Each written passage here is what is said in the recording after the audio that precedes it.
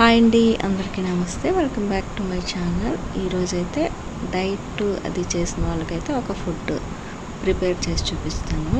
నేనైతే ఇవి మా అబ్బాయి కోసం అయితే చేస్తున్నాను. మీకు ఎవరికైనా ఉపయోగపడుతుందని ఇప్పుడు ఈ వీడియో అయితే తీస్తున్నాను. దీనికోసం అయితే ముందుగా కీర అయితే తొక్క తీసేసి చిన్న చిన్న ముక్కలు కట్ చేసుకున్నాను.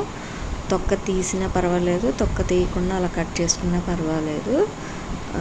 ఒక ఉల్లిపాయ కూడా చిన్న ముక్కలు కట్ చేసుకొని వేసుకోవాలి. కొత్తిమీర చిన్న ఆకులు గ్రీనరీగా పైన కనిపించడానికి.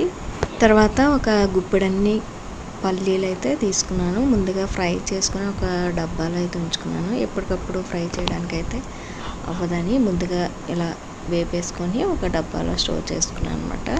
ఇంకా ఏదైనా ఒక ఫ్రూట్ అయినా తీసుకోవచ్చు, మీ ఇష్టం. ఏ ఫ్రూట్ అయినా పర్వాలేదు. నేనైతే జాంకాయ వేస్తున్నాను. వీటిని కూడా చిన్న చిన్న ముక్కలు కట్ చేసుకొని వేసుకోవాలి.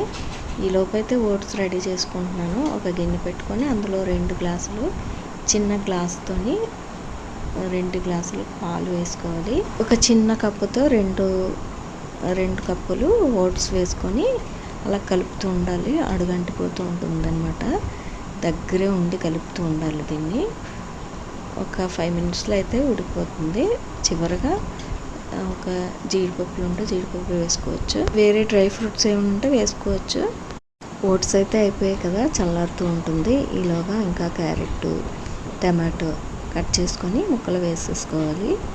సలాడ్కి అయితే మనకు రెడీ అయిపోయి మొత్తం ఇలా కట్ చేసుకొని ఒక గిన్నెలో వేసేసుకొని కొద్దిగా సాల్ట్, ఒక నిమ్మకాయ చెక్క రసం పిండుకొని కొద్దిగా అటు ఆ ఉప్పు, నిమ్మకాయ రసం అంతా ముక్కలకి అన్నిటికీ పట్టేలాగా కలుపుకొని అంతేనండి, మనకి సలాడ్ అయితే రెడీ అయిపోయింది. పొద్దున్న పూట బ్రేక్ఫాస్ట్ చేయని వాళ్ళైతే ఇలా చేసుకుందానండి, చాలా బాగుంది. ఇంకా వీడియోకి అయితే ఒక లైక్ ఇచ్చి సబ్స్క్రైబ్ చేసుకోండి.